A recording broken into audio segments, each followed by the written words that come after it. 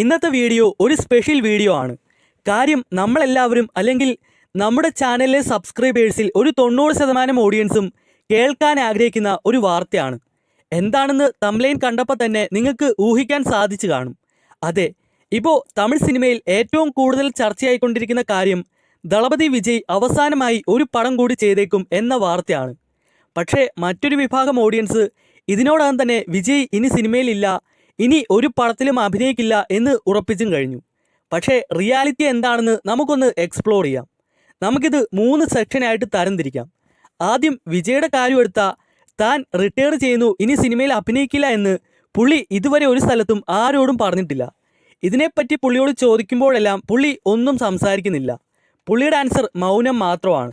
അതുകൊണ്ട് തന്നെ ഈ ക്വസ്റ്റ്യൻ്റെ ആൻസർ വളരെ മിസ്റ്റീരിയസ് ആണ്.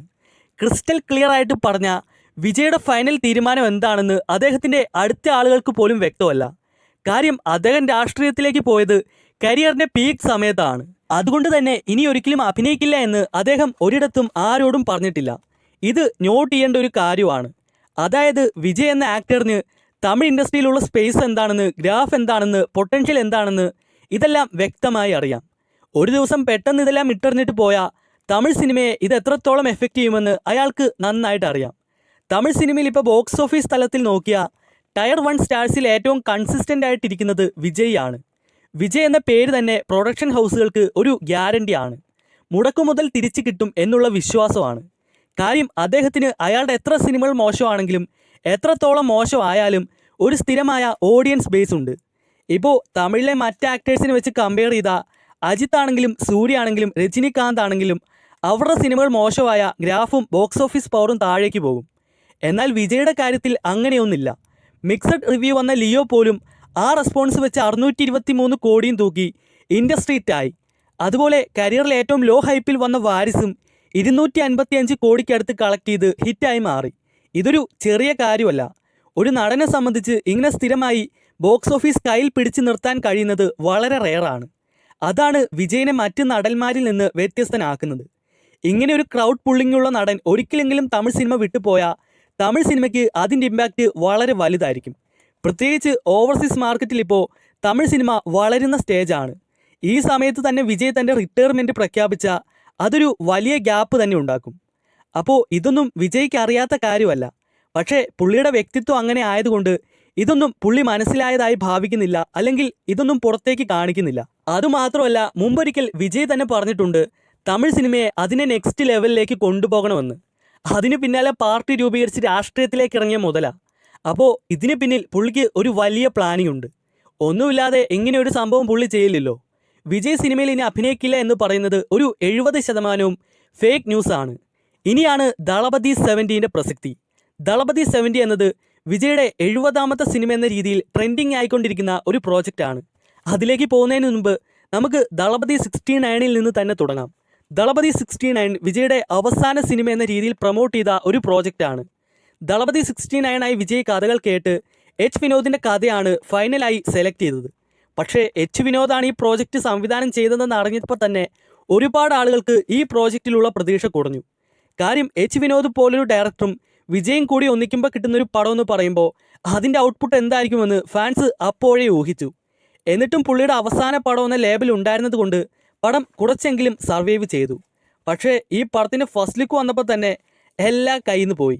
കാര്യം ഈ 90s ആൽബം കണക്കൊരു സാധനം, പിന്നെ ജനനായകൻ എന്ന ടൈറ്റിലും കൂടാതെ ലുക്കും സ്റ്റൈലും എല്ലാം കൂടി കണ്ടപ്പോൾ ഇതൊരു പൊളിറ്റിക്കൽ ടോണുള്ള സിനിമ ആയിരിക്കുമെന്ന് വ്യക്തമായി. പിന്നീട് ഈ പടത്തിൻ്റെ ഭാഗത്തു നിന്ന് വന്ന ഓരോ അപ്ഡേറ്റും വലിയ ഇമ്പാക്റ്റ് ഒന്നും ഉണ്ടാക്കിയിരുന്നില്ല. അതിനിടെ ഈ പടം ബാലയുടെ ഭഗവത് കേസരിയുടെ റീമേക്ക് ആയിരിക്കാം എന്നൊരു അപ്ഡേറ്റ് കൂടി വന്നപ്പോൾ ഓഡിയൻസ് കൂടുതൽ ഡിസപ്പോയിൻറ്റഡ് ആയി. പിന്നീട് ഈ പടത്തിൻ്റെ ട്രെയിലർ കൂടി വന്നപ്പോൾ അത് ഏകദേശം കൺഫേമും ആയി. ജനനായകൻ 70% ഭഗവത് കേസരിയുടെ റീമേക്കാണെന്ന് വ്യക്തമായി. അങ്ങനെ മൊത്തത്തിൽ ഈ പടം ഒരു നനഞ്ഞ പടക്കം പോലെയായി. ഈ പടത്തിൻ്റെ പ്രധാന ലക്ഷ്യം വിജയുടെ രാഷ്ട്രീയ പ്രവേശനത്തിന് മുമ്പായി അങ്ങേർക്ക് തൻ്റെ ഓഡിയൻസിനോട് എന്തൊക്കെയോ പറയാനുണ്ടായിരുന്നു. അതിനുള്ളൊരു വഴി മാത്രമായിരുന്നു ജനനായകൻ. പക്ഷേ പടം പ്രതീക്ഷിച്ച പോലെ വർക്കായില്ല എന്ന് മാത്രമല്ല, അതിലേറെ ഉപദ്രവവും ഉണ്ടാക്കി. ആ ഉപദ്രവം ഏറ്റവും കൂടുതൽ ബാധിച്ചത് പടത്തിൻ്റെ പ്രൊഡ്യൂസറിനാണ്. 400 കോടി ബഡ്ജറ്റിലെടുത്ത് ഈ പടത്തിൽ നിന്ന് അങ്ങേർക്ക് വലിയൊരു തുകയാണ് നഷ്ടമായത്. ഈ ലോസ് റിക്കവർ ചെയ്യാൻ അങ്ങേരുടെ മുമ്പിൽ ഒരൊറ്റ വഴി മാത്രമേ ഉള്ളൂ: വിജയുമായി ചേർന്ന് ഒരു പടം കൂടി ചെയ്യുക. അതെ, ദളപതി 70 റെഡിയാക്കുക. കുറച്ചു കാലം മുമ്പ് വരെ വിജയ് ഒരു പ്രോജക്റ്റ് കൂടി ചെയ്യുമെന്ന് സ്ട്രോങ് റൂമർ ഉണ്ടായിരുന്നു. അത് അന്നത്ര വിശ്വാസയോഗ്യമല്ലായിരുന്നു. പക്ഷേ ഇപ്പോൾ അത് ഏകദേശം കൺഫേം ആയി കഴിഞ്ഞു. ദളപതി 70 എന്ന പ്രോജക്റ്റ് ശരിക്കും വരാൻ പോകുവാണ്. KVNൻ്റെ പ്രൊഡ്യൂസറുമായി സംസാരിച്ച് ആ കമ്പനിയുമായി ചേർന്ന് ഒരു പടം കൂടി ചെയ്യുകയോ അല്ലെങ്കിൽ അവർക്കുണ്ടായ നഷ്ടം തിരികെ കൊടുക്കാമെന്നോ വിജയ് ഇപ്പോൾ ഉറപ്പ് നൽകിയിട്ടുണ്ട്. അപ്പോൾ അങ്ങനെയെങ്കിൽ ദളപതി 70 എന്തായിരിക്കും എന്നതാണ് അടുത്ത പ്രധാന ചോദ്യം. ഇവിടെയാണ് ലിയോ 2വിൻ്റെ പ്രസക്തി. ദളപതി 70 ഒരു വലിയ സ്കെയിലിൽ സംഭവിക്കേണ്ട വലിയ സിനിമയാണ്. കാരണം മുമ്പത്തെ സിനിമയിൽ നിന്നുണ്ടായ നഷ്ടം തിരിച്ചു പിടിക്കുകയും വേണം. പുതിയ പ്രോജക്റ്റ് വലിയ കളക്ഷനും നേടണം. വിജയ്ക്ക് ഒരു പ്രോപ്പർ ഫെയർവെല്ലും കിട്ടണം. അങ്ങനെയെങ്കിൽ ഇതൊരു വലിയ ബഡ്ജറ്റിൽ വരേണ്ട, വലിയ കളക്ഷൻ ടാർഗറ്റ് ചെയ്യേണ്ട ഒരു പടമായിരിക്കണം. അപ്പോൾ അങ്ങനെയെങ്കിൽ അതിനായി ചൂസ് ചെയ്യാവുന്ന ബെറ്റർ ഓപ്ഷൻ ലിയോ 2 ആണ്. ഇത്രയും വലിയൊരു ഹെവി ഐറ്റം അവരുടെ കയ്യിലുള്ളപ്പോൾ എന്തിന് പുതിയൊരു project? Thalapathy 70, director Lokesh Kanagaraj, music Anirudh, title Leo part 2. എൻ്റെ മോനെ, ദളപതി 70 ആയി ലിയോ 2 എങ്ങാനും വന്നാൽ അതൊരു വൻ സംഭവമായിരിക്കും. ഓൾറെഡി ലിയോ 2വിൻ്റെ സ്ക്രിപ്റ്റൊക്കെ കംപ്ലീറ്റ് ആക്കിയെന്ന് ലോകേഷ് നേരത്തെ അപ്ഡേറ്റ് തന്നിരുന്നു. ഇനി വിജയുടെ സൈഡിൽ നിന്ന് ഒരു പച്ചക്കൊടി കിട്ടിയാൽ അത് ഓക്കെ ആണ്. അത് കിട്ടിയാൽ എന്താണ് സംഭവിക്കുക എന്ന് ഞാൻ പറയേണ്ട കാര്യമില്ലല്ലോ. ദളപതി 70 ലിയോ 2 ആയി വന്നാൽ അതൊരു ബോക്സ് ഓഫീസ് വേട്ട തന്നെയായിരിക്കും. ചില പഴയ റെക്കോർഡുകളൊക്കെ വീഴും, പുതിയ റെക്കോർഡുകൾ കയറും. പ്രൊഡ്യൂസറിൻ്റെ കാര്യം എടുത്താൽ അങ്ങേർക്കുണ്ടായ നഷ്ടം റിക്കവറി ചെയ്യുക മാത്രമല്ല, അതിനും മുകളിൽ പോകാൻ ചാൻസ് ഉണ്ട്. അതോടൊപ്പം തന്നെ LCUവിൻ്റെ ഫ്യൂച്ചറിനും ഇത് വലിയ ബൂസ്റ്റാണ്. യൂണിവേഴ്സ് കൂടുതൽ എക്സ്പാൻഡ് ചെയ്യും. ഫ്യൂച്ചർ LCU സിനിമകൾക്ക് ഒരു സോളിഡ് ബേസും കിട്ടും. ഇനി വിജയുടെ കാര്യം എടുത്താൽ അവസാന പടം ഒരു പവർഫുൾ ഫെയർവെൽ ആയിരിക്കും. ഫാൻസും സാറ്റിസ്ഫൈഡ് ആകും. ചുരുക്കം പറഞ്ഞാൽ ഈ ലിയോ 2 ഒരു ബ്രഹ്മാസ്ത്രമാണ്.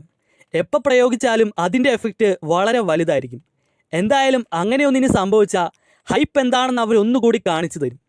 അപ്പോൾ ഇതാണ് ഇന്നത്തെ വീഡിയോ. പിന്നെ നമ്മുടെ വീഡിയോ കാണുന്ന ഓരോരുത്തരും ചാനൽ സബ്സ്ക്രൈബ് ചെയ്തിട്ട് പോകുന്ന കാര്യം മറക്കല്ലേ.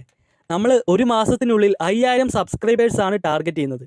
അപ്പോൾ ആ കാര്യത്തിൽ നിങ്ങളുടെ എല്ലാവരുടെയും സപ്പോർട്ട് എനിക്കുണ്ടെങ്കിലേ എനിക്ക് അത് അച്ചീവ് ചെയ്യാൻ പറ്റൂ.